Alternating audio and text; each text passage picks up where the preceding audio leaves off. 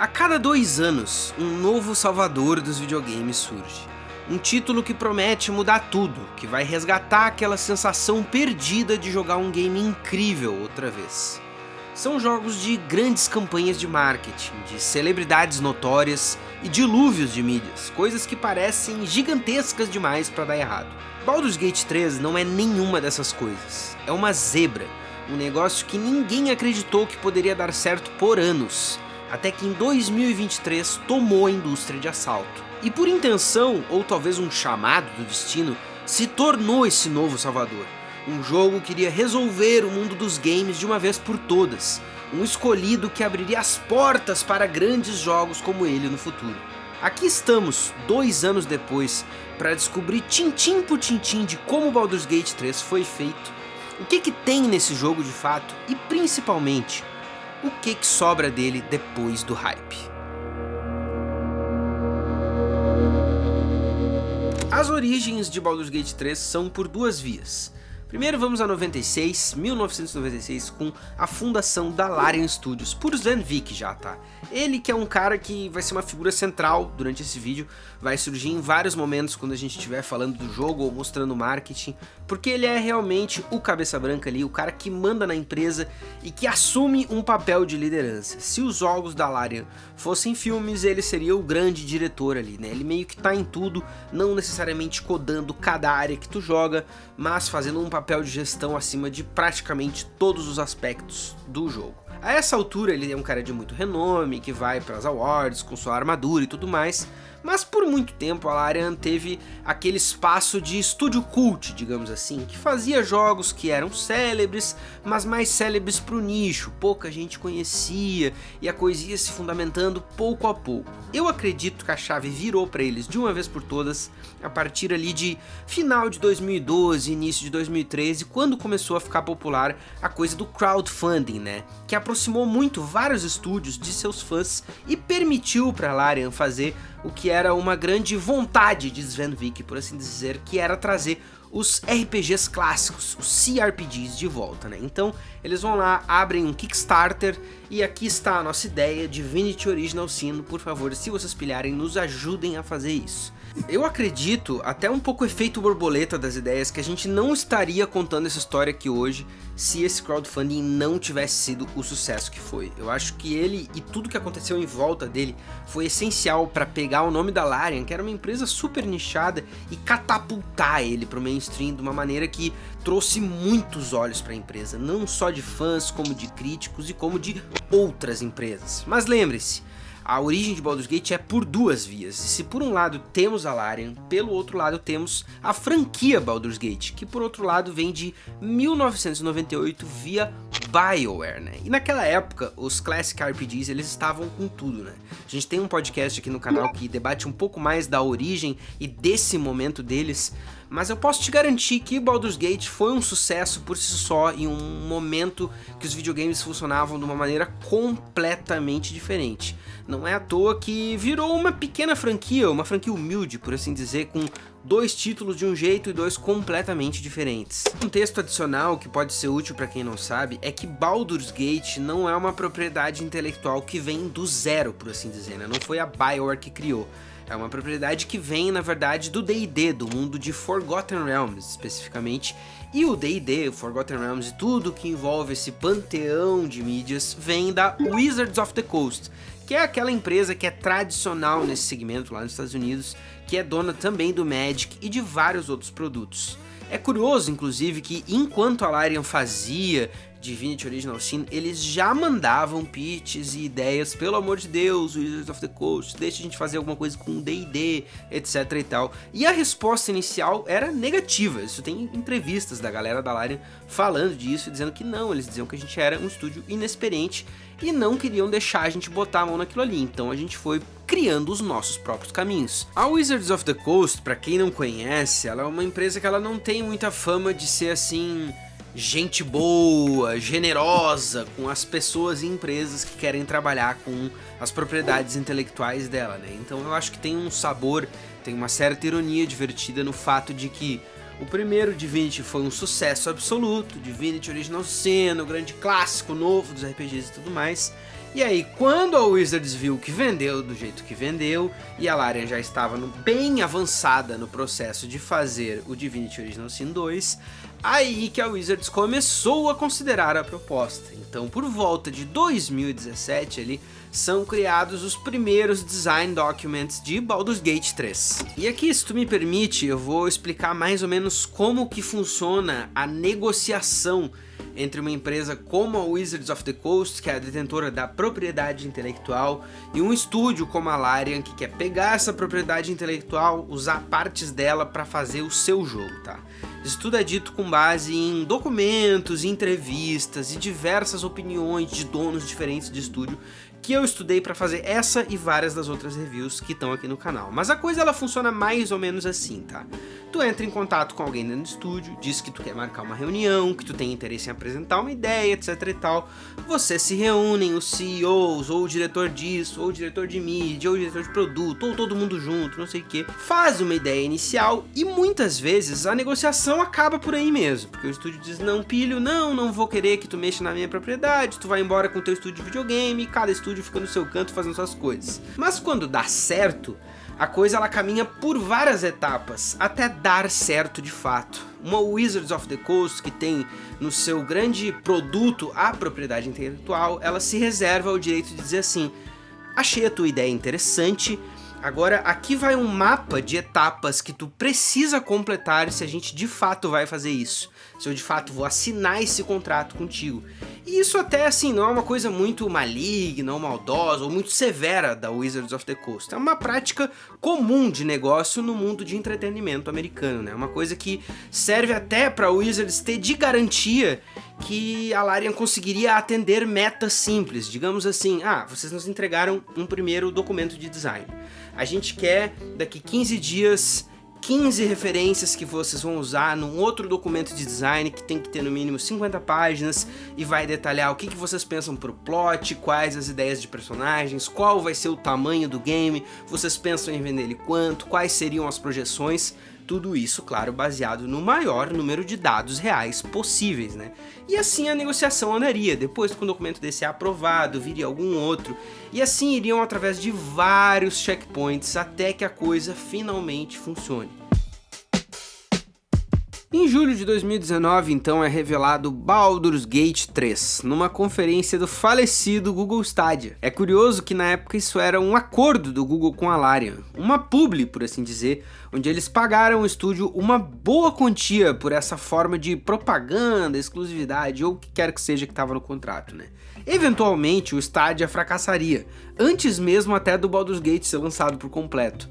Mas como diz o próprio Vic, apesar da proposta arriscada, a Larian tirou desse negócio o que queria, a grana suficiente para pagar boa parte do processo cinemático do jogo. E de qualquer forma, em 2020, Baldur's Gate 3 surpreende de novo, quando ele debuta na Steam em Early Access. E aqui me permitam uma anedota pessoal, tá? Pois eu sou um jogador aposentado de MMOs. Eu acompanho também outros jogos que vão por uma rota Early Access, como por exemplo Project Zomboid e Long Dark. E uma coisa que é similar em jogos Early Access e em MMOs é que os devs são a todo momento bombardeados com opiniões, feedbacks, comentários e tudo que é exploit que dá pra fazer no game.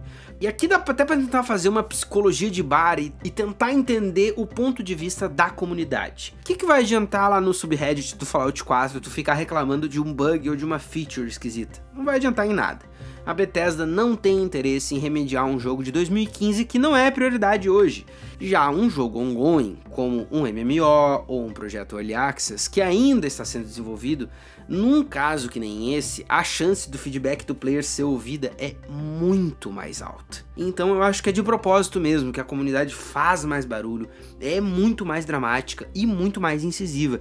E geralmente essa comunidade consegue mudanças, mesmo que pequenas. É uma estratégia arriscada da Larian colocar o Baldur's Gate como Early Access? Claro que é, mas eles já tinham um público na mão e sabiam que botar esse jogo no olho do público, mesmo que fosse só o ato 1, só uma coisa reduzida, que eles ainda diziam, não é final, nós vamos melhorar, isso seria muito útil para eles pegar o feeling dos jogadores, o que os jogadores estão curtindo, onde que eles estão travando, quais as ideias deles, e daí eles ainda se reservarem o direito de dizer: esse comentário eu achei bom, esse eu não achei. Isso sem precisar pagar uma equipe ou várias das equipes que eles já pagavam para fazer isso. Era toda uma forma de feedback e de input que é completamente diferente e que é muito útil para o resultado final de um jogo tão grande que nem esse. E assim, Baldur's Gate 3 passou por 3 anos de desenvolvimento brutal, com uma pandemia no meio e contínuas hordas de feedback de players, RPGistas e youtubers que fomentavam uma iniciante comunidade para um jogo que nem propriamente lançado tinha sido ainda. Desses diálogos e discursos saíram muitas das fases e ideias de polimento do ato 1, balanceamentos, ideias de plotlines e até mesmo o tom de alguns personagens foi suavizado ou aprimorado, como no famoso caso da Shadowheart. É importante a gente entender também que a Larian tem um outro diferencial, um departamento que funciona muito melhor que na maioria dos estúdios: o marketing. Talvez 2 departamentos, o marketing e o customer support, mas a soma dos dois com certeza criou uma dinâmica imbatível. O jogo ainda habitava um espaço de construção, mas a equipe de marketing soube muito bem tomar a frente e dialogar com o público com um fluxo constante de informação, diminuindo constantemente o atrito entre fanbase e devs.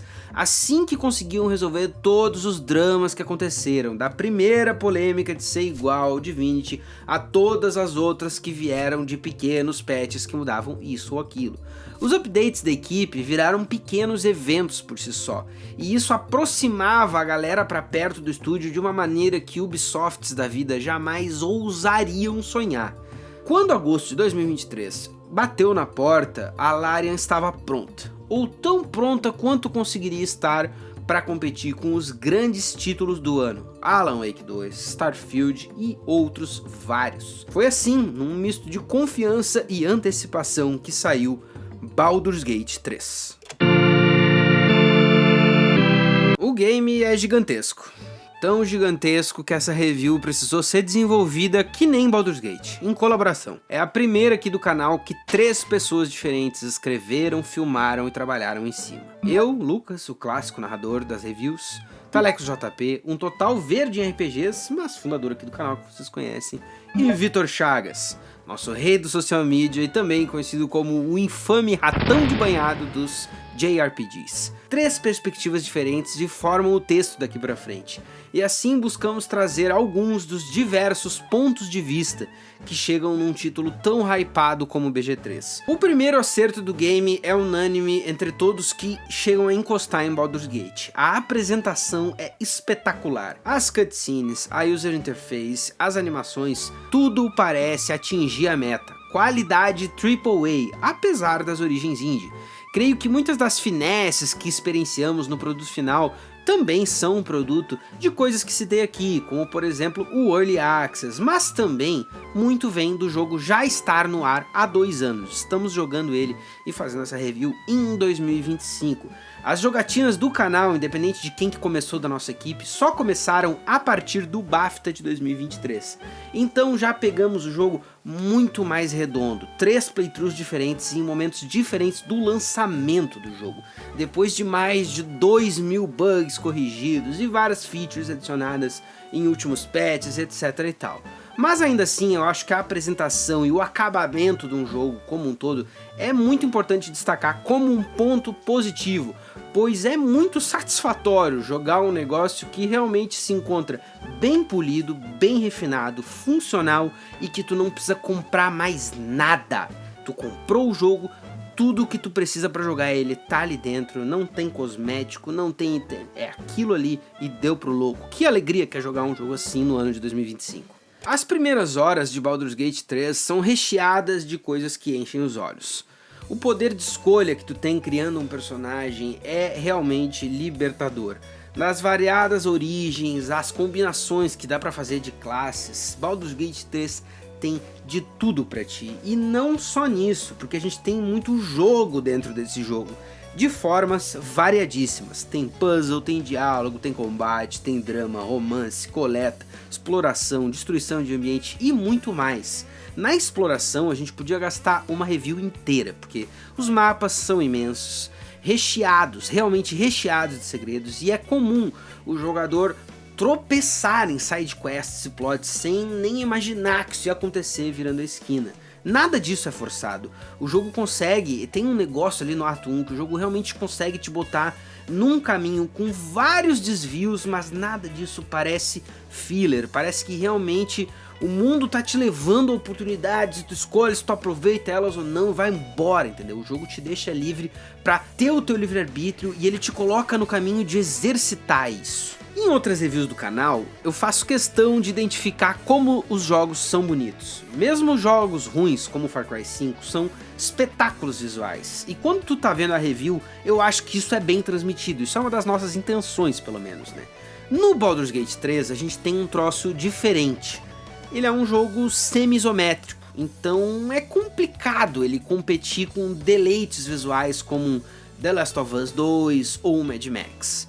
Ele é jogado em top-down ou num híbrido esquisito, então não me impressiona no momento a momento do gameplay como esses outros jogos que eu citei, porque ele tem mais jogando contra ele. Uma user interface que não tem como sair, e ela não é feia, mas ela não tem como sair, porque tu vai ter que usar os itens através dela, o diálogo vai ter que ser selecionado através dela, não tem como tu fugir, entendeu?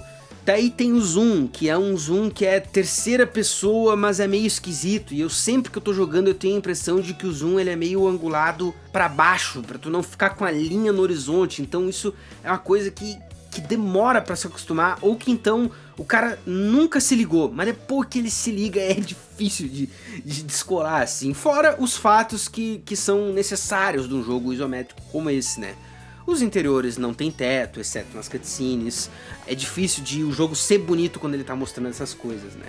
Eu acho que as cutscenes, os modelos dos personagens, as texturas, os sons que habitam o jogo, tudo isso sim, tudo é feito com muito primor, muito esmero.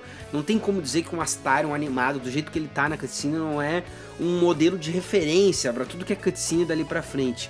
Mas o minuto a minuto, o minuto play by play do Baldur's Gate, quando tu tá indo do ponto A pro ponto B, não tem o que fazer. É meio feio, ou no melhor momento difícil de caracterizar, tá? Eu entendo que esse talvez seja um ponto de discordância entre fãs de RPGs aí, mas eu acho que a gente pode debater isso mais nos comentários daí. Agora, os sistemas que regem o gameplay de Baldur's Gate, esses são um ponto positivo muito mais fácil de defender na minha visão, porque jogar Baldur's Gate 3 é entrar de cabeça no mundo dos RPGs. Da criação de personagem aos diálogos, do combate aos momentos de descanso, tudo se baseia em ideias e mecânicas fundamentadas pelo Dungeons and Dragons, o famoso D&D, né? E esse era até, admitindo aqui pra vocês, um dos meus receios quando eu fui jogar esse jogo pela primeira vez. Afinal de contas, eu tenho uma opinião diferente do meu colega Vitor Chagas e eu acho que o D&D, ele é um sistema que em qualquer uma das suas versões, ele pra mim, ele é um sistema muito lento, muito cheio de tabelas, muito chato de jogar mesmo, e que por vezes atrapalha a imersão e o roleplay de um RPG, porque tu tem que ver quantos metros no gridzinho do teu personagem pode andar, etc e tal. E eu acho que tem um acerto muito grande da Larian aqui em conseguir simplificar ideias, pegar algumas regras fundamentais, atirar pela janela, pegar outras regras que são de homebrew, trazer pra dentro e transformar a experiência daí num troço que é muito mais um cartão de visitas, um ponto de entrada, tanto pra quem já jogou RPGs, como pra quem nunca jogou, e pra quem também nunca ouviu falar de Baldur's Gate. Tudo funciona respeitando ainda o que eu considero serem as ideias centrais da franquia Baldur's Gate e também dos sistemas de D&D. E aproveitando o ensejo, sem entrar muito na história ainda, eu posso cravar pra vocês, tá? O trabalho de escrita por trás do jogo é brutal demais. É um baita de um achievement, independente de quantas pessoas foram envolvidas ou quais críticas tu possa ter. É tudo cuidadosamente colocado, das interações, rivalidades e romances entre a parte às descrições de itens. Tudo conversa de maneira muito síncrona.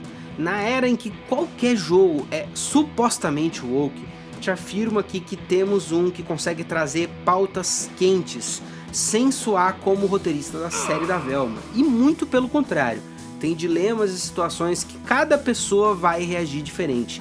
E isso é outra coisa que é crucial para um RPG que realmente queira se levar a sério. Mas para fechar os pontos positivos, então, vamos ao grande debate. Será que Baldur's Gate 3 traduz o que é uma mesa de RPG? Eu te afirmo que sim.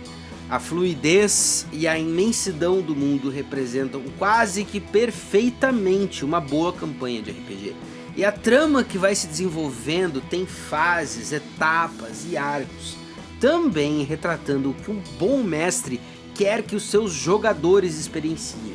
Os veteranos de RPG de mesa sabem que uma sessão ruim de RPG se caracteriza por um mestre que quer te matar, pelo grind ou então pelas constantes interrupções, porque um jogador quer dizer que é melhor que o outro.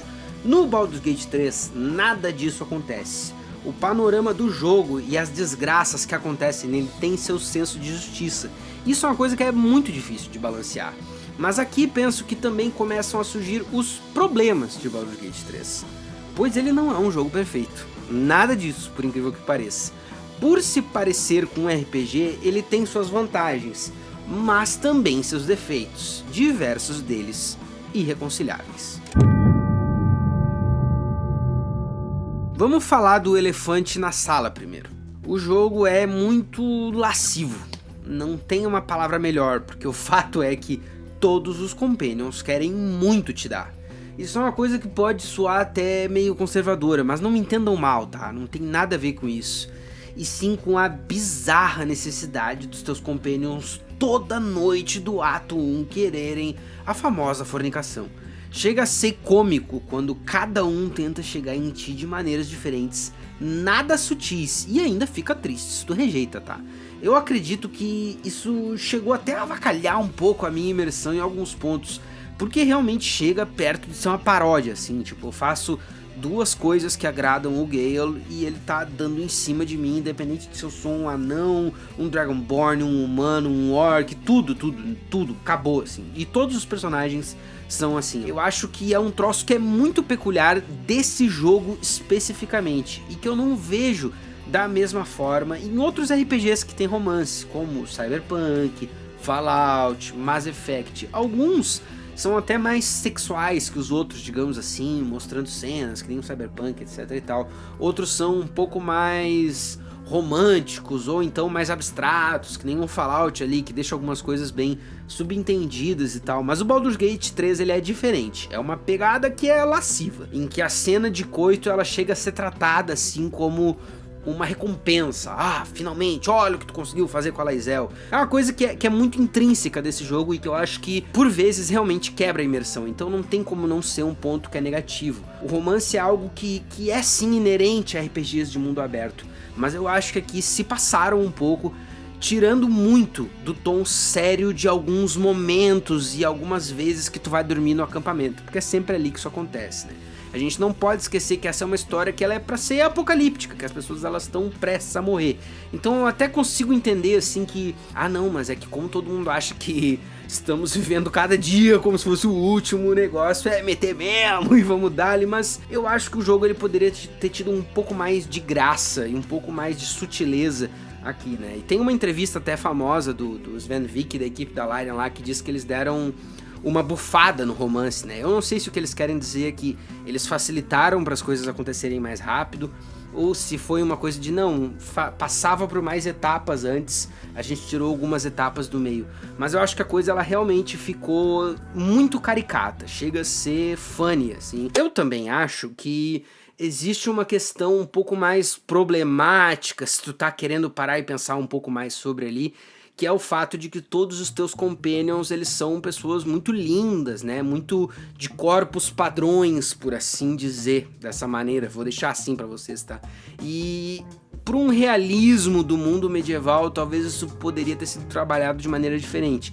Mas é de D&D que a gente tá falando, não é de Kingdom Come Deliverance, então eu não sei se talvez o realismo fosse a coisa mais interessante, talvez só fosse talvez só seja uma coisa que eu quero ver mais, porque eu gosto do Game of Thrones, eu gosto disso, daquilo, que são coisas que são mais realistas. Talvez a ideia realmente dentro de um D&D seja a coisa do Power Fantasy, de todo mundo ser muito lindo, que nem nos desenhos do Rob Liefeld e tudo mais. Eu acho que como decisão de marketing, a coisa do jogo ser lascivo desse jeito, com certeza funcionou, porque virou assunto, virou coisa que tudo que é streamer se surpreendeu e transformou em clipe, virou material de react, de youtuber, de tudo que é coisa por aí afora. Então, como meme, com certeza se solidificou e foi útil para vender mais cópias do jogo. Mas será que é uma boa decisão de história? Será que o jogo ser lascivo desse jeito colabora para as ideias, temas e coisas que a narrativa quer botar pra frente? Eu acho que não. Brave. I can never quite trust my breath after taking the beast form. Porque eu acho que a Larian comete um erro crasso na forma dura, on rails, que eles tratam a relação companion-player dentro desse contexto de romance. Eu acho que isso não funciona de uma maneira nem um pouco natural, e isso vai muito contra o resto todo da jogatina, que tem esse flow impecável, esse flow muito liso, que funciona de uma maneira muito perfeitinha, tá? Apesar de todos os personagens quererem teu corpo, se tu não aproveita essas oportunidades no primeiro momento, tu perdeu pra sempre. Na maioria dos casos, sem qualquer chance de recuperação, ou diálogo, ou sedução adicional. Eu sinto que o jogo considera importante que tu tenha uma namorada ou um namorado. Então ele quer que tu resolva isso rápido, para que o jogo mesmo possa usufruir disso em plots que vão surgir no ato 2 e no ato 3. Então coisas que são naturais de situationships, como essas dos aventureiros que se encontram ali no acampamento, se tornam caminhos A ou B muito duros em comparação com todo o resto que é possível de fazer no jogo. Afinal de contas, esse é um jogo que tu pode criar o personagem de diversas formas, que todo combate pode ser resolvido de diversas maneiras, tudo tem muitas soluções, exceto os romances. Se tu chateou a Shadowheart ou a Lae'zel em algum momento, tu perdeu elas pra sempre. E isso não é só dessas duas personagens, tem vários personagens que é tu fazer uma coisinha ou dizer não no momento errado e acabou. Não tem como resgatar um romance no ato 2 se ele não foi fechado no ato 1 e por aí vai, entendeu? Então a coisa se torna um negócio que obriga o jogador a ignorar a imersão ou a vontade de fazer coisas imprevisíveis, se ele não quer se trancar pra fora de uma resolução desse plot de romance. Fica muito esquisito, porque é um jogo lascivo, de possibilidades sexuais variadas, mas ainda assim extremamente on rails, de formas que vão contra todo o resto que ele te oferece, provando pra mim que faltou aprimoramento nessas áreas de romance. Mas tem um outro ponto negativo que é importantíssimo de citar na minha visão, pois é um outro erro crasso de Baldur's Gate. Podem ficar tranquilos e tranquilas, não tem nada a ver com romance, a sessão romance acabou, os problemas do romance passaram. Que nem um bom adolescente a gente vai superar isso, porque o problema que eu quero trazer aqui é uma coisa que daí tem mais a ver com as grandes propostas de Baldur's Gate, né, de adaptar as mesas de RPG para o mundo de videogames de fato. E aqui a gente vai precisar de um pouquinho de contexto, tá? Mas quando a gente está jogando um RPG de mesa, uma das coisas mais imprevisíveis é o dado. Nunca sabe o que vai dar nesse dado. E uma forma de celebrar isso é com o sucesso ou a falha crítica, que são coisas que acontecem quando o dado vai naturalmente para os extremos, quando tu rola um dado e ele dá um 1, que é o que se chama de 1 natural, né, que não é um 1 com penalidades, tu rolou 10, mas tu tem uma penalidade menos 9, então vai dar 1. Quando tu só rola o dado e sai um 1, se chama de 1 natural, e a mesma coisa serve para o 20. Quando tu rola um 20, sem bônus, sem não sei o que, só sai ali, um vintão, ponto natural no dado, isso seria um sucesso crítico, o 1 seria a falha crítica. Eu não sei te dizer se isso está em todos os livros de D&D, ou se está naquela edição ou nessa edição, mas em todos os RPGs de mesa que eu já joguei na minha vida, isso é uma regra. Uma regra talvez homebrew, não sei, os experts de D&D vão me dizer aonde que isso começou ou não, né? Eu sei também, pela minha experiência jogando RPG com as mais variadas pessoas ao redor do globo, pega essa, que isso não é uma coisa que é só exclusiva do Brasil, tá? Não é uma coisa que, porque isso é brasileiro que inventou, porque vocês gostam de 3D e T, não tem nada a ver com isso. Isso é uma coisa que tu pode ver em Critical Roles da vida e em mesas sérias de D&D ao redor do mundo todo. Então é uma regra que talvez ela não esteja nos livros, mas ela é universal. E ela está em Baldur's Gate também. Afinal de contas, quando tu tá jogando teu Baldur's Gate ali, tá jogando teu controlezinho, tu aperta triângulo para rodar o dado numa skill check ou coisa parecida. Se ele der 20, vai aparecer Critical Success. E se ele der 1, vai aparecer Critical Failure em vermelhinho ali, né? Essas são coisas que dentro de um RPG de mesa são representadas e celebradas, como eu disse antes, com situações excepcionais. Se tu deu um acerto crítico, ou tu vai dar o dano mais brutal do mundo, ou então tu vai realmente conseguir fazer uma lábia que vai convencer a pessoa a comprar qualquer que seja a coisa que tu quer vender, ou então tu vai conseguir desbloquear fazer uma coisa realmente mágica que tu não conseguiria fazer em condições normais. E a mesma coisa é representada numa falha crítica numa mesa. Se tu tira um 1 e tu tá pra atacar um cara, tu deixa tua espada cair, ou então se é numa dessas situações de convencimento, tu vai embolar as palavras, não dizer nada com nada, às vezes até ofender a pessoa, porque um erro ou uma falha crítica são um erro ou um sucesso crítico, perdão, são situações excepcionais. Então, em mesas de RPG ao longo do globo, isso é retratado de forma que é para representar o quão difícil é isso acontecer. No Baldur's Gate eu não acho que existe essa representação. Eu acho que quando tu tem um erro crítico, o resultado dele é igual ao de um erro normal. Se eu tô tentando fazer ali uma skill check de lábia e eu tiro 1, o meu erro é o mesmo que se eu tivesse tirado 2, ou 5, ou 10 numa dificuldade 15. Não muda em nada. O sucesso crítico, pelo menos na minha experiência, é a mesmíssima coisa. Eu tô tentando passar numa skill check de história e eu tiro 20... eu vou saber a mesma coisa que se eu tivesse tirado 18, 19, 17 ou 14, sei lá o que. Então, o jogo ele escolhe uma coisa muito esquisita de mostrar pra ti que tu teve um sucesso ou uma falha crítica, mas na minha impressão, pelo menos, ele não faz nada com isso. Ele não consegue usar isso de uma forma que cria uma situação única de gameplay. Especialmente em situações de roleplay, eu não vejo diferença nenhuma. E aí eu fico com uma de, mas então qual que é a tua ideia aqui, Larian? Porque vocês foram, né, vocês animaram palavras na tela dizendo sucesso crítico, falha crítica, mas tu não vai fazer nada com isso, qual que é o propósito? Aqui talvez alguns de vocês vão me dizer, não, mas então tu não tá ligado que nessa conversa, se tu tiver uma falha crítica, isso acontece, se tu tirar só um erro normal, isso não acontece. Realmente, assim, pode ter alguma coisa que eu não vi, mas nas minhas pesquisas, pra mim, assim, é claro, o jogo desperdiça completamente a oportunidade de um sucesso ou de um erro crítico. E eu acho que isso é realmente uma lástima, pois é uma das coisas mais interessantes do mundo dos RPGs. Tenho também aqui, mais uma vez atacando com a psicologia de bar, uma teoria de que a Larian também não queria forçar muito a mão em um jogador se ralar demais, independente do nível de dificuldade que ele tá jogando ali. Então, uma falha crítica que fizesse tu tropeçar no teu pé, deixar cair a espada e ofender o cara caindo numa situação de ataque, ia largar o player muito mal, e daí a Larian, por mais que queira fazer um jogo imersivo, verdadeiro, eles também não querem brincar muito com a retenção e chatear muito o jogador, porque ele tá jogando o jogo há 2 horas e ele teve 3 falhas críticas. Não é à toa que existe uma configuração lá para dar um enhancement nos dados, né? Então, mais uma vez, eu volto para a pergunta.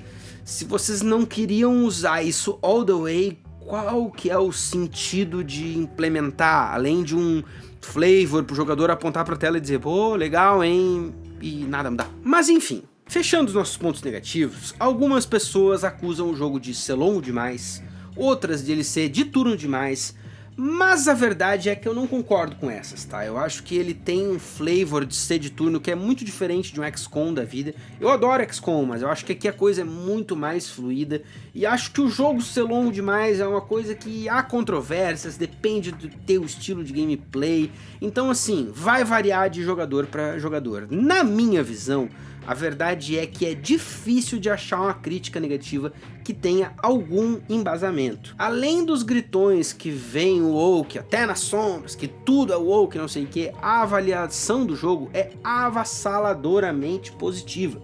Diversas reviews, diversas mesmo, com score perfeito, independente da plataforma. E aí vem os prêmios de renome, toda a adoração popular e tudo mais que tu possa imaginar.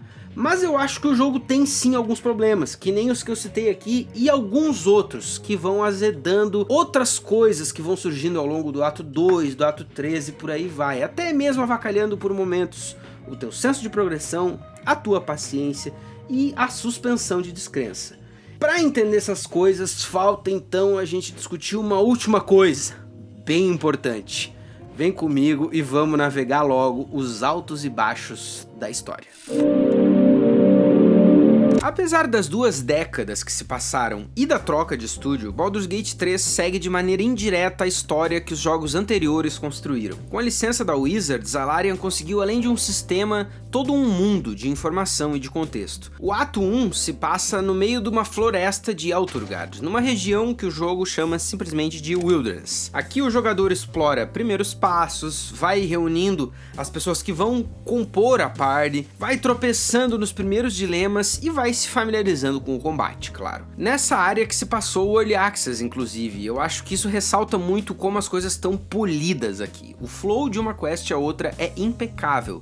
E isso, claro, foi refinado através de muito feedback, de toda aquela história de customer support que a gente já falou. Um desafio inicial, por exemplo, como aquela luta na porta ali do Emerald Grove, já consegue te mostrar nuances do combate sem ir tão a fundo na dificuldade. E não é tão simples de craftar um encontro balanceado desses assim a nada, entendeu? A história também tem seu ritmo interessante, que vai desabrochando pouco a pouco, misturando uma aflição pessoal do teu personagem com a coisa que tá infectando ele, as políticas locais, carregando uma outra coisa muito legal de um bom RPG, que é justamente pintar esse mundo realista de dramas e problemas que podem ter facções certas diferentes, dependendo do ponto de vista ou do estilo de run que tu queira fazer. Independente de se aliar com os druidas ou com os goblins, um dos dois vai ser a facção que domina a tua história nesse ato, e ambas têm seus charmes e nuances, mesmo que o nuance dos druidas seja expulsar os tieflings, ou que o charme dos goblins seja uma boa e velha tortura recreativa. Mas além da história principal, várias áreas chamam a atenção na Wilderness. O fail state daquela cena com o Elite bem no início, a quest da Aunt Ethel, também chamada como Tia Ethel ou Bruxa Queca pelo meu colega de canal Taleco JP. Essa aí, se tu faz ela direitinho, é um plot ao longo do jogo inteiro. Eu adoro a resolução dela no ato 1, por exemplo, mas eu vou deixar pra te descobrir essa aí. A negociação com os ogros é divertidíssima. O plot escondido da Kaga é muito interessante. O encontro com os gnolls ali, que eles começam a spawnar explodindo, é muito irado, e outras muitas poderiam ser citadas como exemplos dos diversos atrativos dessa primeira área. Tem muita coisa pra fazer aqui, e mesmo com filmagens de várias runs somadas da nossa equipe, posso te afirmar que a gente ainda não fez tudo, mas eu dei meu jeito e salvei o Owlbear e o cachorro. A coisa começa a esquentar de verdade, porém, quando a gente decide de qual lado vamos ficar e começamos o grosso do plot dessa área. No caminho bom, por assim dizer, o jogador vai prezar pela melhor solução no dilema dos druidas e tieflings ali, e a melhor solução é o extermínio do campo goblin. A partir dali, porém, os caminhos se abrem de novo, porque tu pode resolver esse acampamento goblin de várias formas. Força bruta, furtividade, se transformar em animal, que nem o Thiago Leifert, atacar parte a parte, são muitas as oportunidades, provando a criatividade da Larian e mais um testamento de esforço que muitos estúdios fracassariam. Mas para te resumir o conflito geral até essa altura, nós ainda não temos a mínima ideia do que se trata esse parasita, só sabemos que ele vem de uma nave illicit. Sabemos também que tem um guardião nosso que nos protege num tal campo astral e que tem relações com o tal artefato que a Shadowheart carrega. Artefato esse que lembra muito um dado, inclusive, né? Nada sutil ali, mas nada faz muito sentido no âmbito de história grande que vai reger o jogo todo. Tem uma curiosidade envolvida, mas tu não entende muito bem o que é o que. Quando a gente lida com os goblins, antes de tudo isso, a gente ainda até conhece o tal do culto do absoluto, e esse culto parece ser uma coisa que vai ser uma chave para desvendar os mistérios do parasita. Tem todo um caminho a se fazer aí no ato 1, mas as nossas runs do canal, elas foram para outras ideias e outras direções. O que importa, e que eu acho interessante da forma que a Larian trabalha esse texto, porém, é que tu não tem como não ser impactado pelo culto, e inclusive é muito doido assim, tu vê que as pessoas têm a marca na cara e etc e tal, e que elas vão reagir a ti de uma maneira, aí elas sentem o teu parasita e ficam, opa, isso aqui é uma alma verdadeira e tal, e essa ideia de alma verdadeira não é um conceito que tu entende no início, então de qualquer forma o culto ele vai te impactar, tu pode escolher o quanto tu vai se aprofundar nele, e isso é muito interessante. As possibilidades de Baldur's Gate 3 são infinitas, sim, mas ainda assim o jogo sofre de várias tendências comuns de storytelling dos videogames. E na resolução desse bloco da história temos mais uma clássica. São vários os finais possíveis, mas o bom é o que a narrativa se esforça para posicionar como o melhor. No final que os goblins ganham, até a festa de comemoração é mais sem graça, inclusive, tirando um pouco da igualdade dos caminhos. Os dilemas e os diálogos são por vezes em vários tons de cinza, completos e intrincados, mas no fim das contas existe sim um caminho certo e um caminho errado, e o caminho bom é o caminho que é certo, que vai ter as cutscenes mais recompensatórias, que vai amarrar tudo num lacinho muito mais bonitinho, por assim dizer, tá? A narrativa não te esconde que é pelo caminho das boas ações que essas coisas acontecem, então tu tem a escolha de, ou eu vou por ali ou eu vou por aqui, mas existem consequências, não é como se tudo é possível e tudo é igual. De qualquer forma, os goblins são uma companhia asquerosa demais mesmo, então não é como se tu quisesse ficar muito na volta deles, né? Então, na nossa run, a gente acabou todos ali, em formas diferentes, salvando os Tieflings. A Kaga, na minha especificamente, ficou corrigida, bem tranquila ali, tomou um sermão, mas disse que vai melhorar. O Halsin se junta à parte e vamos seguir pelo caminho do Underdark, ou então pela Mountain Pass. A essa altura do jogo, eu já me sentia bem familiar com os comandos e com os personagens, situando o meu char ali por volta do level 5 com alguns equipamentos bem interessantes. E bizarramente eu já tava meio viciado no combate, sentindo falta daquelas 40 jogadas que se espalham por várias horas, quando elas ficavam ali intercaladas com mais ou menos meia hora de exploração ou palavreado. Eu já queria combate mais combate, então é claro que eu fiz os dois caminhos, né, tanto Underdark quanto Mountain Pass, tirando o máximo que eu pude da experiência. No Underdark, temos mais um dilema com os Mykonids, suas batalhas internas por liderança e sua luta por sobrevivência. Temos também uma luta pirada com o Beholder, num dos melhores momentos do jogo, tá? Diversos encontros notáveis acontecem aqui, mas eu acho sinceramente que numa próxima run eu vou preferir ir só por Mountain Pass. Ali temos muitas lutas difíceis em sequência, e eu já admiti que no combate eu tava viciado, né?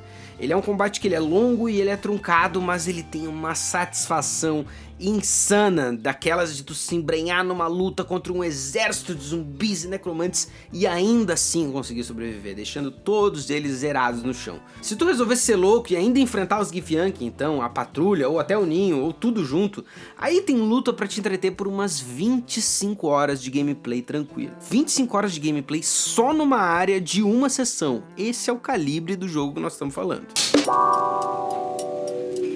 Independente do caminho, todos te apontam na direção das Moonrise Towers para buscar a cura ao parasita. E o caminho até lá, claro que é recheado de percalços. Do Guia-Aranha a Shadow Curse tem bastante coisa para te entreter, mudando o flow de gameplay e as necessidades que surgem. Afinal de contas, se aqui tu caminhar para fora da luz, vai ter debuffs terríveis e outras coisas ainda piores que podem te acontecer. É uma baita sacada a Shadow Curse como uma mecânica para o início do ato 2. Ela serve como uma inversão da dinâmica da Wilderness. Antes, podíamos explorar livremente o mundo ensolarado e cheio de verde, e aqui nas Terras Sombrias o caminho é escuro, arriscado e tortuoso. É muito inteligente também como eles não se prendem demais a essa mecânica, usando ela nas intensidades certas. No início, Shadow Curse é uma ameaça brutal, te forçando a cuidar de cada passo, limitando o que tu pode explorar, mas assim que tu te arranja numa bênção ou numa forma de iluminar, o mapa se abre, tu pode escolher com muito mais intenção os caminhos e as explorações. Os dramas dessa área acontecem mais entre as facções que ocupam a Last Light Inn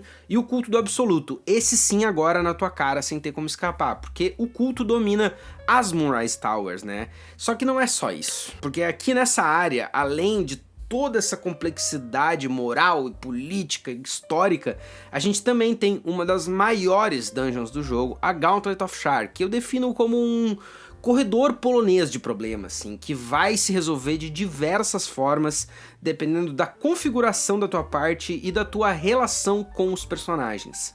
Gastei boas horas nessa dungeon, nos puzzles, e assim, eu admito que quando eu encontro forças do Ketheric lá embaixo e massacro elas com pressão, é outra coisa que me dá muita satisfação, tá?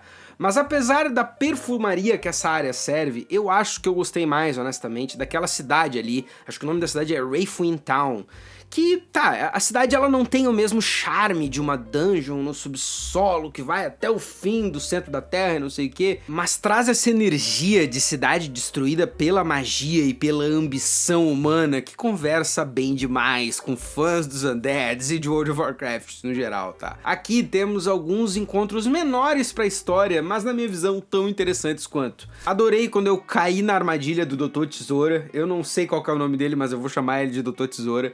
Adorei as ajudantes dele, que são tudo meio noiva cadáver, assim. Achei a luta contra o boss feito de moeda muito criativa e com um contexto histórico bem interessante.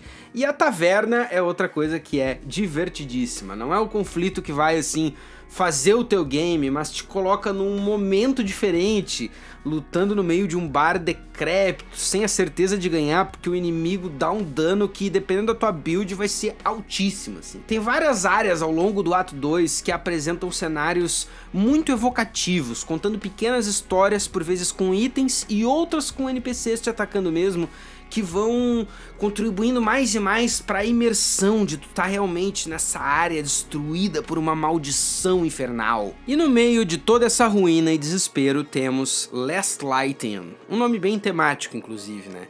Uma área que representa perfeitamente aquelas intersecções de trade, lore, quests e ressonância temática com o resto do mapa todo.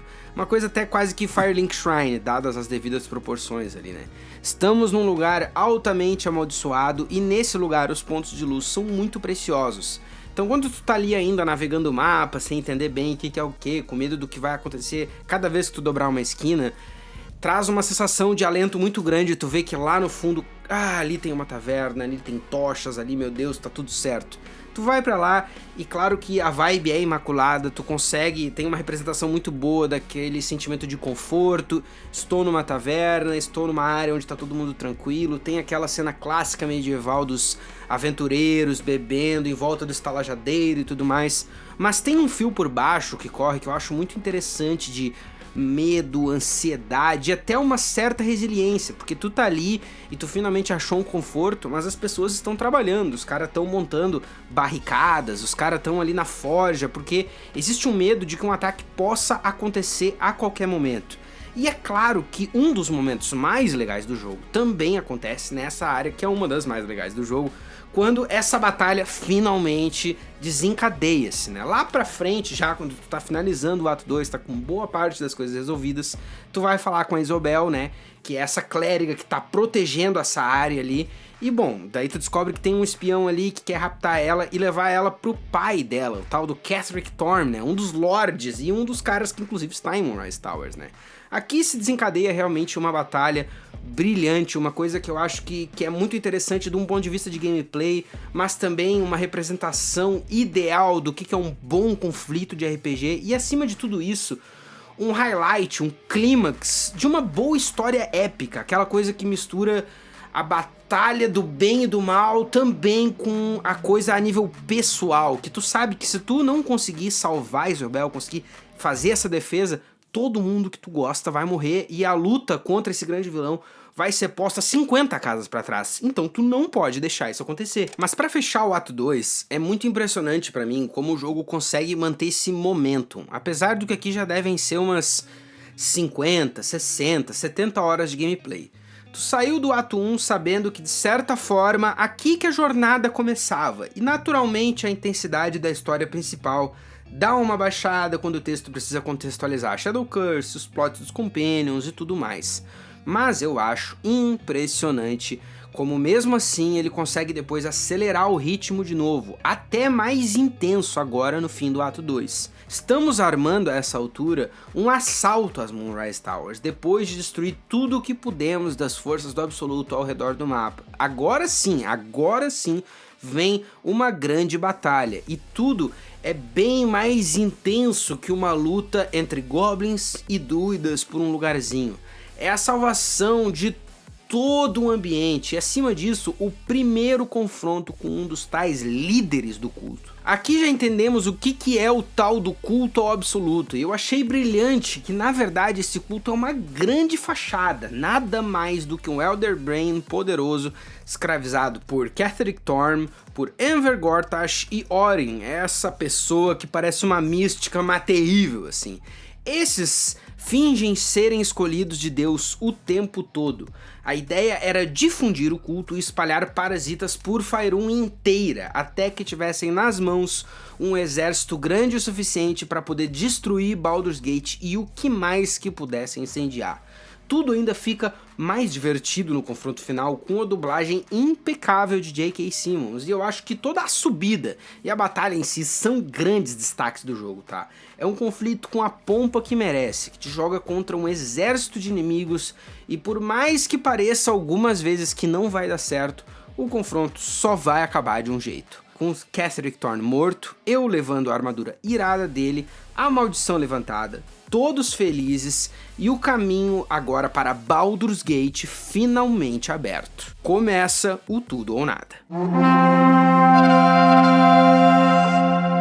A transição do ato 2 pro ato 3 é outra das minhas partes favoritas do jogo. Aqui que a gente tem o camp mais legal, com essa lua linda iluminando, e aqui também a gente tem um outro presente para nós, né? Que é essa bela vista da cidade. Aqui a gente finalmente consegue ver Baldur's Gate em toda a sua glória, e agora estamos armados de quase todo o conhecimento que precisamos para conseguir resolver a ameaça. Após uma noite de descanso, só nos resta explorar Baldur's Gate. E essa exploração começa por Rivington, que seria a região metropolitana externa à cidade. Aqui também acredito que temos outro retrato do esforço da Larian. Tu desce ruas muito vivas, cheias de gente conversando, cada um com seus dilemas e situações, e apesar de ser uma área introdutória, a cidade também tem suas quests, seus traders e todo um pequeno ecossistema de coisas para fazer. O grande lance está em entrar em Baldur's Gate, claro, e de acordo com uma espécie de alfândega que tem ali fazendo a guarda na ponte, isso não vai ser tão simples. Como é padrão a essa altura do Baldur's Gate 3, claro que temos diversas maneiras. Temos o suborno, clássico brasileiro, temos a enganação, uma movimentação parkouresca, ou então uma mãozinha dos gnomos que tu pode usar para ser resgatado uma outra vez. A primeira vez que tu desce pela cidade, aí é outra coisa que só me resta descrever como pura mágica. É tipo Rivington, que já foi muito legal, só que 30 vezes maior. E eu já tinha achado Rivington massa, né? Então é sensacional, assim, tu vê que a gente tá no meio de um bolo de gente, passeando, conversando, comprando, palestrando, bebendo, realmente vivendo nessa cidade como se estivesse ali há muito mais tempo antes de ti, tá me entendendo? Tipo assim, tu chegou ali, essas pessoas todas só estão vivendo a vida delas e tu vai embora e elas vão continuar vivendo a vida delas se não tivesse acontecendo uma invasão maligna pra cima da cidade, mas tudo bem, né? Baldur's Gate é muito bonita, dentro daquela beleza isométrica, claro, mas ainda assim muito bonita. Não é uma Novigrad do Witcher 3, mas não é uma Novigrad só pela câmera, porque o recheio tá todo ali. Todas as tavernas cheias de gente, os ferreiros indo e vindo do trabalho, as pessoas, os guardas, tudo dança numa sincronia perfeita de imersão. As quests, porém, vêm praticamente num tsunami, são pelo menos 2 dezenas, sem contar as de Companions. Várias delas são interessantes, mas acho que a que mais ficou comigo, pelo menos falando das side quests, é a dos assassinatos. Acho que ela orna muito bem a exploração inicial da cidade com um misto certo de bobagem e seriedade. E claro, no fim das contas, apontando pra main quest. Com um aspecto meio feio da história, que a essa altura insiste em continuar aparecendo e aparecendo mais e mais, é o esquema todo do teu guardião. Eu não falei muito disso até aqui na review, porque realmente é uma parte da história do jogo que me interessou menos, assim, o protetor, que na verdade não é a aparência dele, na verdade é um Illithid que te visita primeiro nos sonhos, depois em vários momentos do jogo, te pressionando e dando sugestões do que fazer.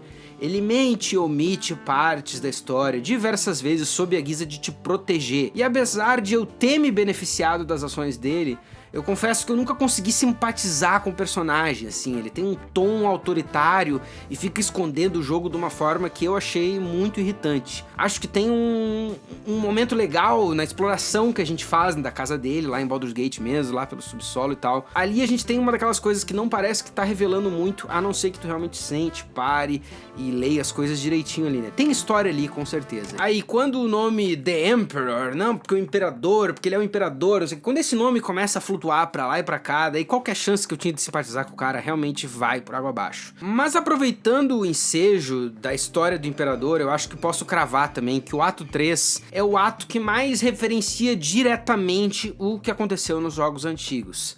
A essa altura, os que têm sorte, como eu, já têm a Jaheira como companion, e ela serve como um guia para tudo o que aconteceu antes desse game, toda e qualquer relação que não faça tanto sentido para ti de primeira. Eu adorei a personagem e essa dublagem de velha fumante que faz ela cada vez mais icônica. Ajuda, é claro, que ela é uma druida muito poderosa, né, que é muito mais centrada do que o tarado do Halsin, por exemplo. Então, quando ela tem umas cenas completamente inesperadas com o Minsc, acho que aqui temos um outro ponto divertidíssimo do ato 13 que mistura coisas que eu até falei lá no ato 1, de que tu tá entrando pra um lugar que tu acha que tu tá só indo pra um objetivo, pra resolver um negócio teu, daí tu vira uma esquina e tem toda uma side quest ali.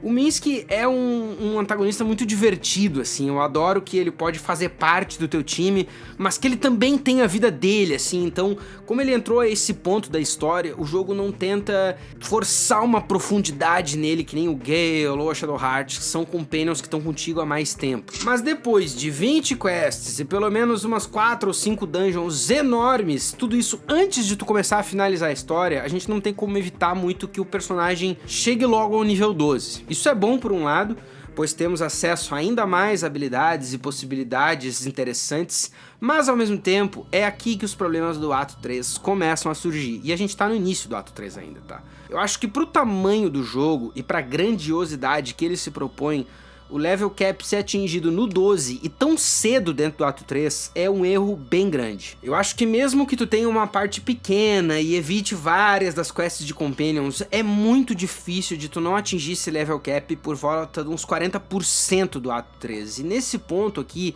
ainda temos várias dungeons enormes pra resolver, independente da ordem que tu faz as coisas. É frustrante pra mim ver o XP subindo após derrotar um boss e saber que ele não vale de nada. Talvez, pra suavizar isso, a Larian podia ter seguido por uma rota meio MMO, onde o XP virasse uma grana e aí eles colocassem alguns itens super caros no mercado, uma armadura de 30 mil de gold ou sei lá o que, coisas que obrigassem o jogador a ter algo a buscar além da compleição da história, e claro que não envolvesse nenhum dinheiro de verdade, né? Mas a gente não tem nada disso, tá?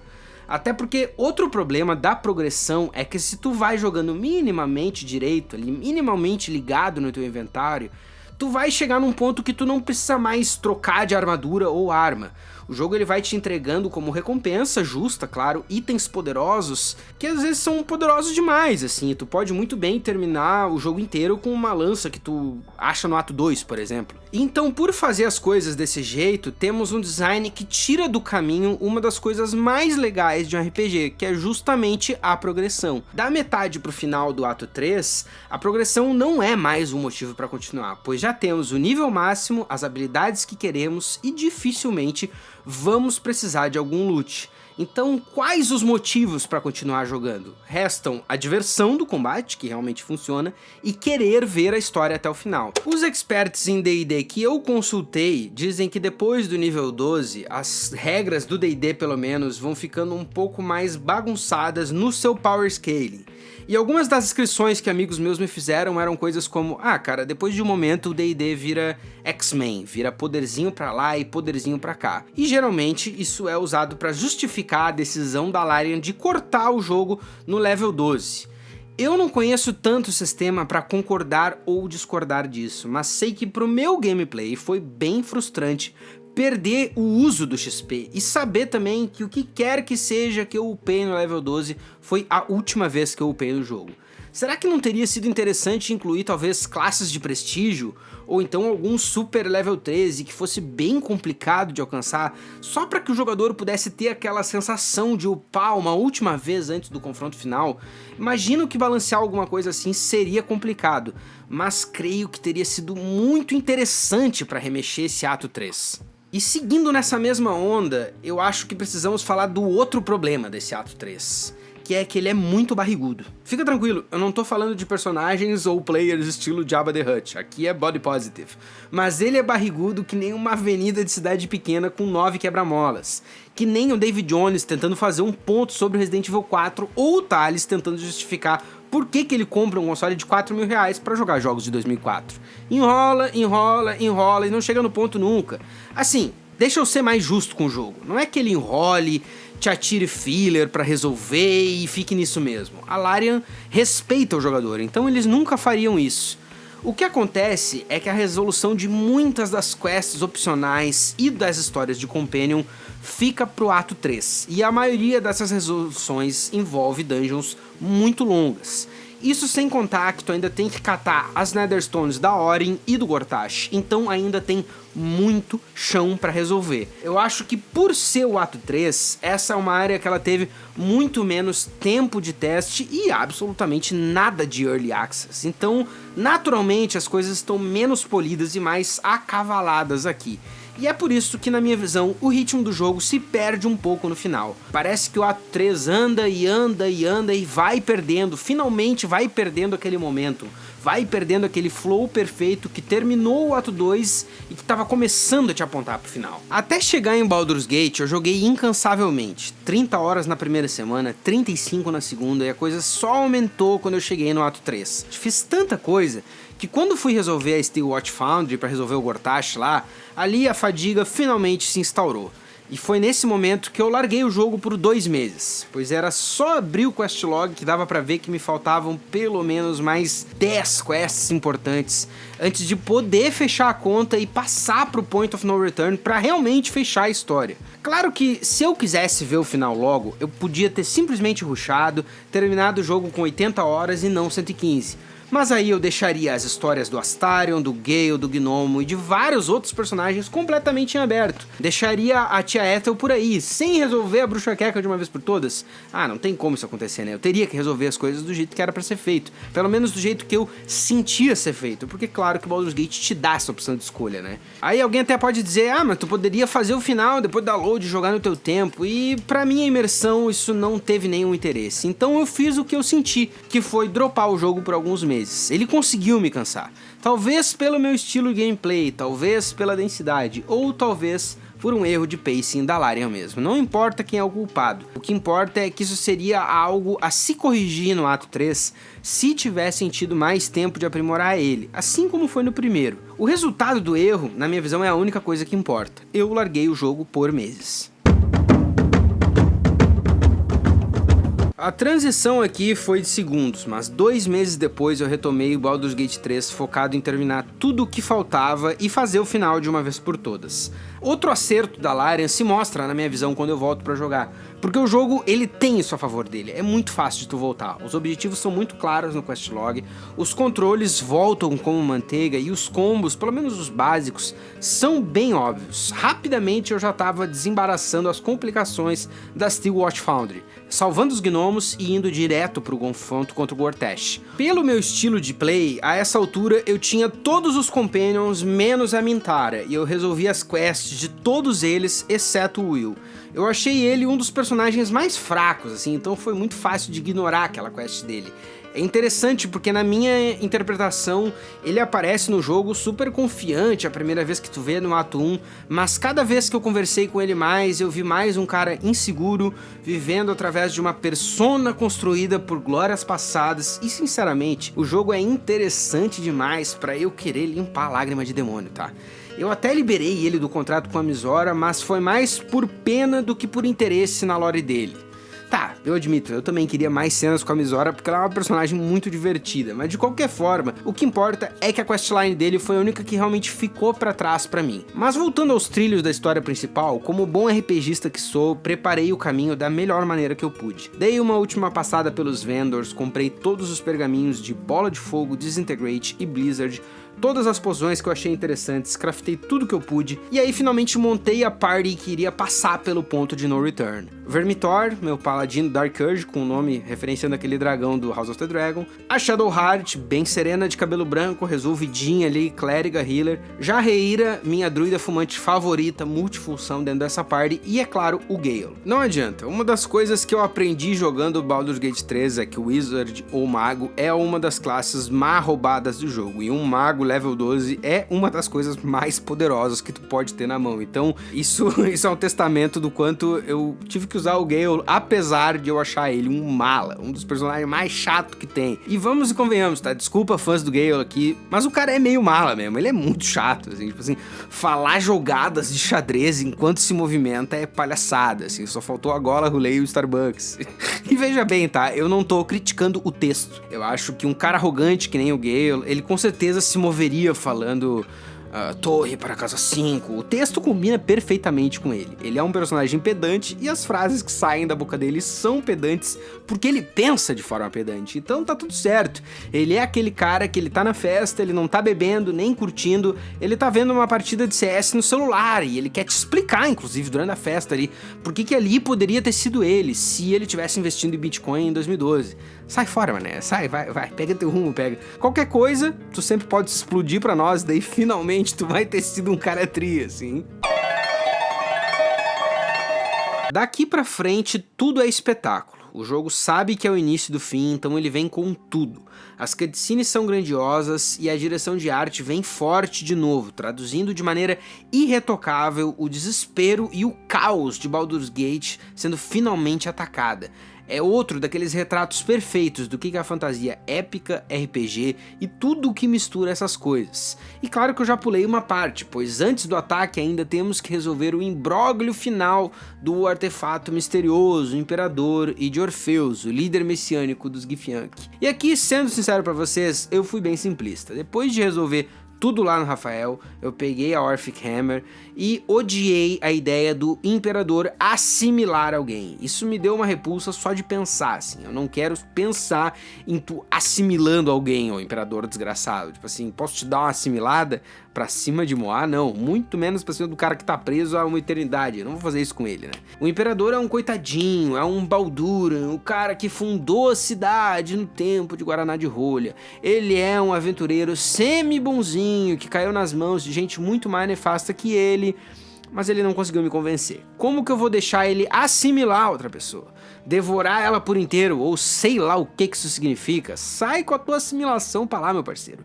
Eu considero essa nossa última discordância também como um grande foda-se a todas as vezes que ele mentiu, ocultou ou distorceu coisas do nosso personagem. Bem trabalhado naquela chantagem emocional que ele adora fazer, sempre te empurrando pra usar o poder do parasita, sem se preocupar com o impacto disso, desde que salvasse ele. Nada disso. Eu convenci o Orfeus a virar o Illicid e nós juntos vamos contra o Elder Brain. Outra grande sacada da Larian foi essa mecânica derradeira de chamar os aliados. Ao longo de boa parte do jogo, lá no teu questlog tá a quest, né? Gather your allies. E aqui tá o payoff. Quando a cidade está sendo brutalmente atacada e nem a guarda local tem capacidade de se organizar, o teu personagem coordena a investida até as linhas inimigas, summonando os reforços que quiser para entrar onde quiserem. Tu pode criar diversas estratégias a partir disso, mas é curioso como alguns desses summons são NPCs que tu simpatiza ou até curte, e tu não vai querer que eles morram na última hora, não é mesmo? Então tem uma certa dualidade aí, e eu gosto disso, pois te permite fazer várias coisas, mas também oferece um risco, um possível lado negativo. Tu vai querer que o teu Owlbear morra ali, tu vai querer que o Zevlor, que tá desde o ato 1 aí do teu lado, de formas indiretas, tu vai querer que ele morra? Não vai, né? Então tu summona ele e trabalha para que ele não morra, ou então tu usa ele de formas mais estratégicas, mantendo a atenção a todo momento. Mas independente da estratégia ou do caminho que tu escolha, o destino é o mesmo. A última boss fight de Baldur's Gate 3. E eu acho que esse é um confronto que é muito importante para um jogo que se propõe a tanto quanto o BG3, tá? Na minha visão, o Netherbrand se prova sim um desafio à altura, tanto do ponto de vista narrativo quanto do ponto de vista de design.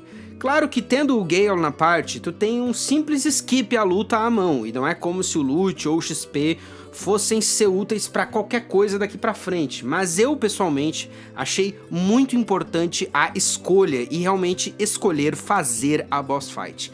É um encontro muito divertido e se eu fosse fazer o skip, eu ia sempre ficar pensando, mas como será que era a boss fight? Então ainda bem que eu fiz e que ela é boa do jeito que ela é. Ela é elaborada, na minha visão, de forma perfeita, tudo tá no lugar certo. Ela é feita em fases, as fases vão ficando cada vez mais complicadas e até a última fase, lá no finalzinho, tem ainda aquela bobagenzinha de que, o chão vai sumindo a cada turno e tal, então tem sempre uma urgência, sempre uma coisa que vai te empurrando pra frente. Eu acho que a última boss fight, ela não é a luta mais difícil do jogo, com certeza não é, mas te entrega todo o peso e o desafio que se pode esperar. Sucesso total. E assim a história se encerra. Salvamos a cidade, alguns personagens foram feridos, outros se sacrificaram, e os que sobram se juntam num misto de felicidade, melancolia e esperança. Numa cena portuária, de pôr do sol, muito bem season finale, por assim dizer.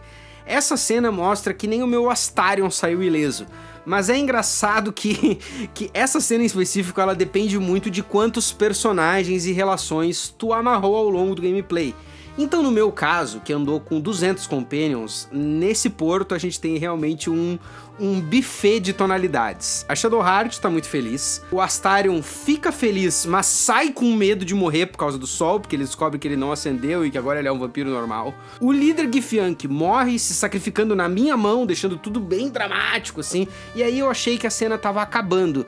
Mas não, a coisa fica esperançosa de novo com a Lae'zel se tornando a líder Githyanki. E daí muda novamente pra ficar ultra triste, pois a Karlach agora decide que é a hora dela morrer. Finalmente, se derretendo em cinzas no porto, com toda uma gritaria assim. Tu fica, meu Deus, o que tá acontecendo nesses últimos 3 minutos?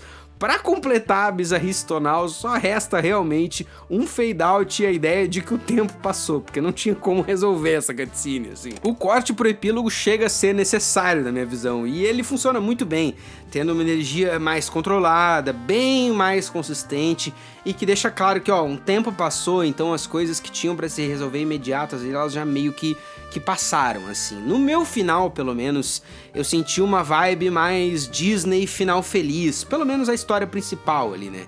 A versão ilícita desse epílogo é maravilhosa, pelo que eu vi de cutscenes, e numa próxima run é algo que eu com certeza vou tentar. Mas o meu epílogo foi realmente mais normal, mais protocolar, digamos assim, exceto pela cena pós-créditos, que é um último tempero muito necessário na minha visão, continuando a ampliar o escopo de um game já vasto.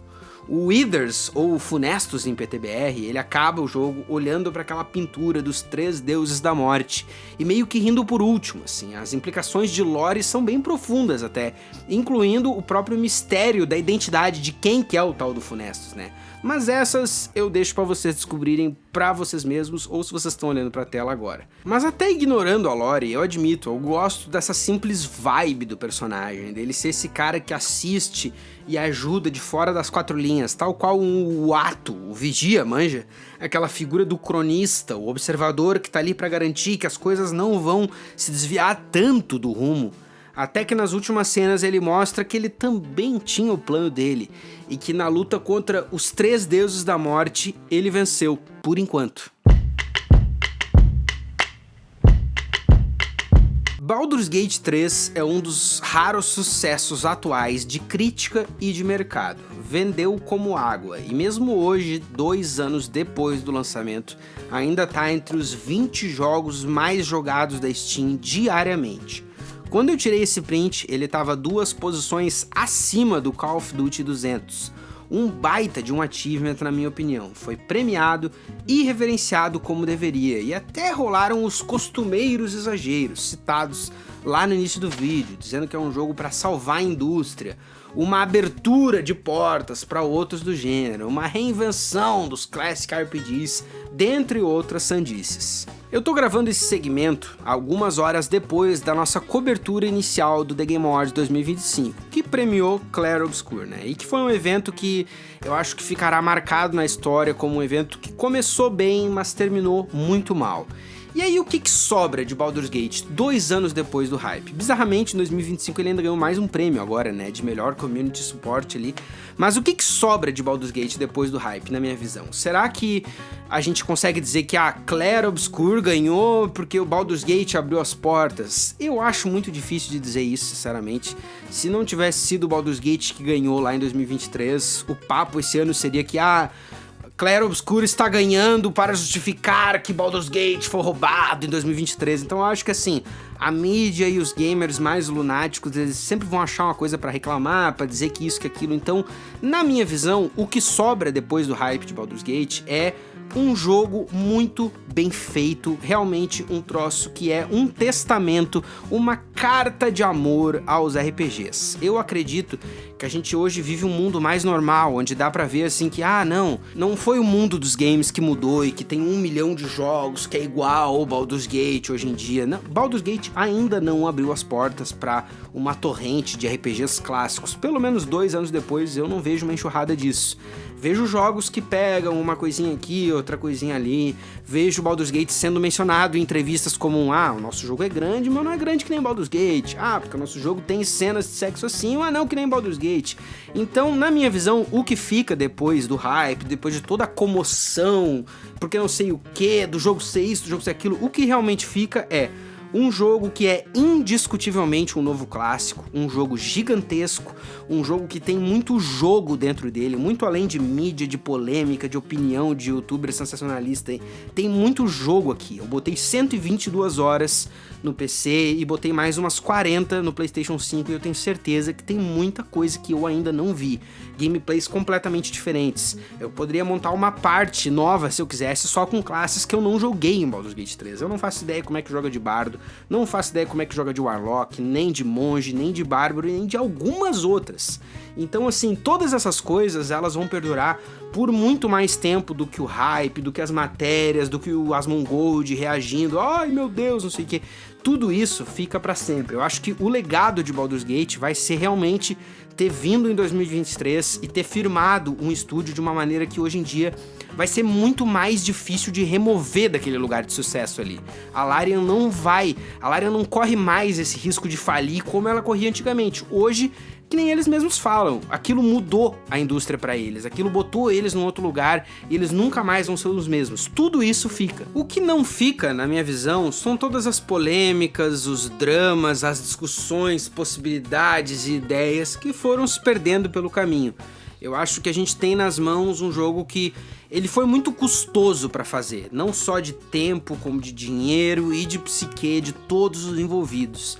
A gente bate em empresas como uma Ubisoft ou então uma Bethesda, mas a gente esquece quanta gente é preciso para fazer um jogo desse. E em várias das entrevistas da Larian, eles falam que os objetivos eram sempre pensar no máximo de diversão que o jogador poderia ter, no que beneficiaria o player mais. E cara, isso é um chavão que tudo que é developer fala, mas eu acho que em Baldur's Gate a gente consegue sentir isso na pele, a cada decisão, a cada caminho que tu não espera, a cada situação que tu acha que tu se deu soft lock, tu abriu um novo caminho.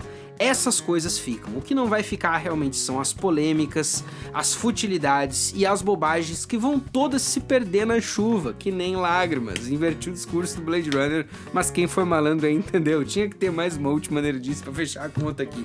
Mas tá. Senhoras e senhores, Baldur's Gate 3 é uma obra-prima. Ela não é uma obra perfeita, mas indiscutivelmente virou um ponto que vai ser referenciado ao longo das décadas. É um jogo vasto e que tem muita coisa que ficou de fora nessa review. Meus colegas de canal insistiram, por exemplo, para que eu falasse do Rafael, mas caber o Rafael dentro dessa review esticaria ela em pelo menos mais uns 10 minutos, que eu acho que a gente não tá precisando. E esse é só um retrato de algumas das muitas muitas coisas que ficaram de fora, porque o jogo é gigantesco. Eu disse algumas vezes ao longo dessa review e vou repetir pela última vez. Tem muito jogo dentro desse jogo, e não são todos os títulos que saem no mercado hoje em dia que podem dizer isso. Mas eu acho que com essa a gente consegue finalmente fechar a conta da nossa review. Fomos do início ao fim do jogo, discutimos tudo o que correu por trás dele sendo desenvolvido, divulgado e amplificado através da comunidade.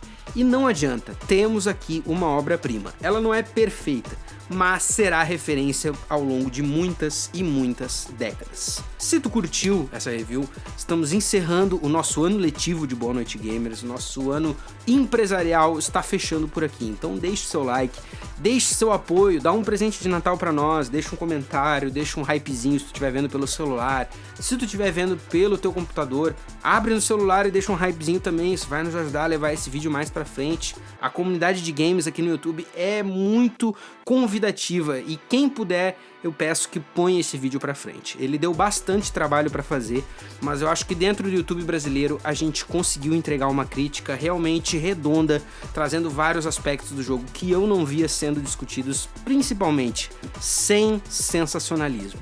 Então, obrigado a todos pela atenção. Se tu realmente quer nos ajudar, tu pode se juntar ao nosso clube de membros, onde tem vários conteúdos exclusivos, onde a gente vai discutir o fim desse ano ainda em podcasts exclusivos. Então, mais uma vez, obrigado pela atenção de todos. Deixem seus likes, engajem como puderem e nos vemos em janeiro com mais uma review. Mas aí lá você descobre. Beijo, tchau! Boa noite, gamers!